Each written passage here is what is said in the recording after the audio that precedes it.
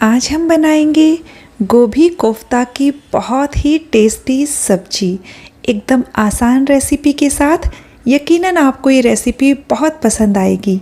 नमस्ते दोस्तों, स्वागत है आपका श्याम रसोई में। तो चलिए शुरू करते हैं बनाना।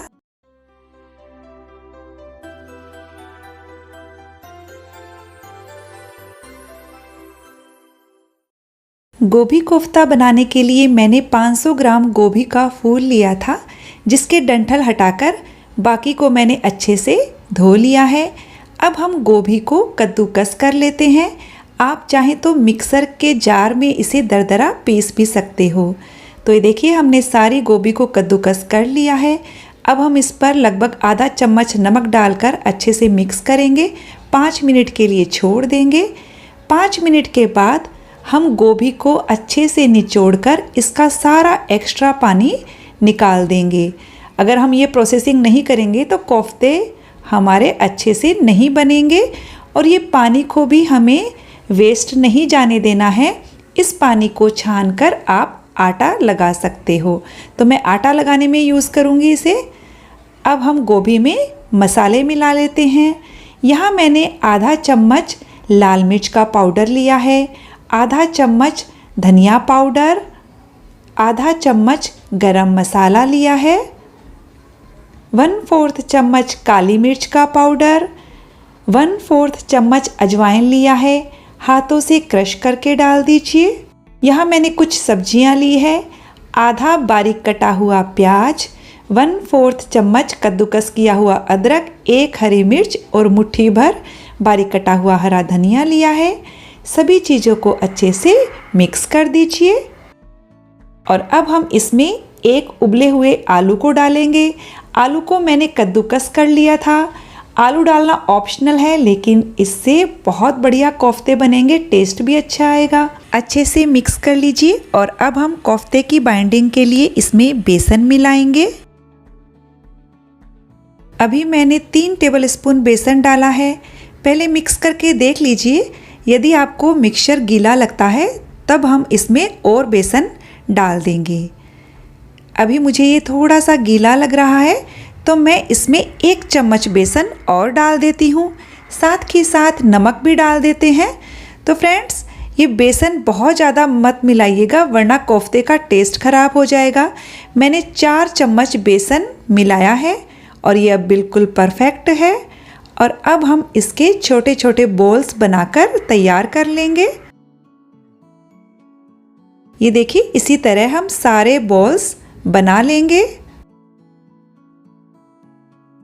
हमने एक बैच के बॉल्स बनाकर तैयार कर लिए हैं। पहले इन्हें फ्राई कर लेते हैं।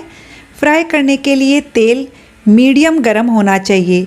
एक एक करके ये बॉल्स कढ़ाई में डाल दीजिए। गैस का फ्लेम मीडियम रखिए। बॉल्स डालते ही तुरंत झारा मत लगाइए। जब झाग थोड़े कम हो जाएं, तब इन्हें इस तरह से पलटना चालू कीजिए। मीडियम फ्लेम पर इन्हें फ्राई करने में 4-5 मिनट आराम से लग जाएगा। तो ये देखिए, हमारे कोफ्ते बनकर तैयार हो चुके हैं। हम इन्हें बाहर निकाल लेते हैं। इसी तरह से मैंने सारे कोफ्ते फ्राई करके तैयार कर लिए हैं।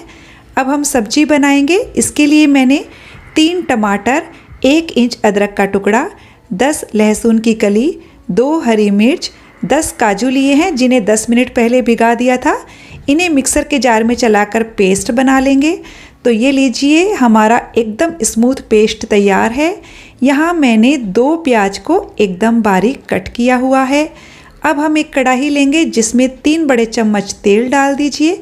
यहाँ खड़े मसालों में मैंने 1 तेज़पत्ता, 2 इलायची, 3 लौंग, 1 छोटा टुकड़ा दालचीनी का और 5 से 6 काली मिर्च ली है।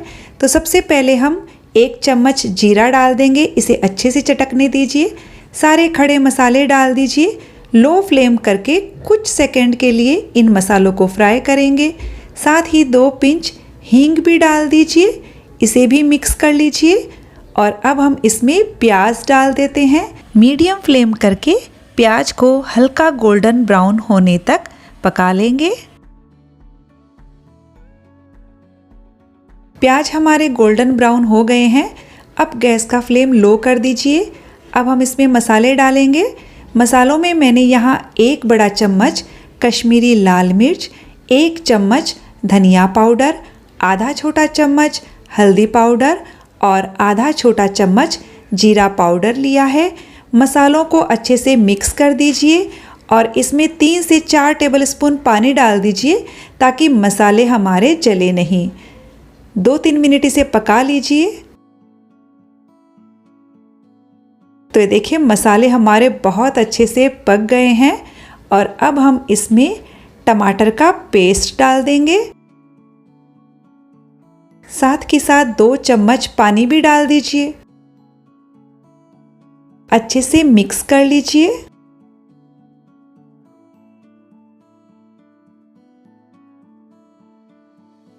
और अब हम ग्रेवी को ढककर मीडियम फ्लेम पर पकाएंगे जब तक कि इसमें से तेल सेपरेट नहीं हो जाता। बीच में इसे एक बार चला लीजिए। देखिए सतह पर तेल आ रहा है लेकिन अभी ये पका नहीं है। वापस से इसे ढक देते हैं। तो बीच बीच में 2-3 बार चला लीजिएगा। अभी देखिए हमारा मसाला एकदम अच्छे से पक गया है, आप देख सकते हैं।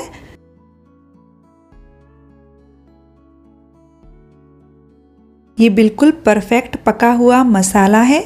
अब हम इसमें 1 छोटा चम्मच कसूरी मेथी डाल देंगे जिसे मैंने रोस्ट कर लिया था।